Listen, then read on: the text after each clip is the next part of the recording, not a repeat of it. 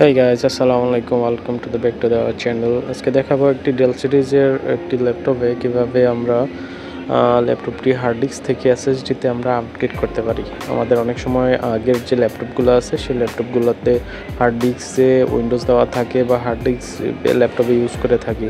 তো সেক্ষেত্রে আমাদের পারফরমেন্সটা ল্যাপটপের মানে অনেকটাই কম থাকে। সো বর্তমান জেনারেশন অনুযায়ী হার্ড ডিস্কে অবশ্য চলা মানে খুবই কষ্টকর হয়ে যায়। তো সেই জন্য আমরা যে ল্যাপটপে যে হার্ড ডিস্কটা আছে সেই হার্ড ডিস্কটা আমরা আপগ্রেড করে বা রিপ্লেস করে আমরা একটি এসএসডি মানে ইউজ করতেছি। এই যে আমার এসএসডিটি আমার সেট আপ করে নিচ্ছি।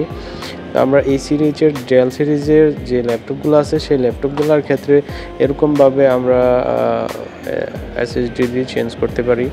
আর ডেলের এই সিরিজের যে ল্যাপটপগুলো আছে সেই ল্যাপটপগুলো আমাদের পিছনে যে ব্যাক পার্ট আছে ব্যাক পার্টটি ওপেন করলেই সেটি খুব সহজে রিপ্লেস করতে পারি, আপডেট করতে পারি।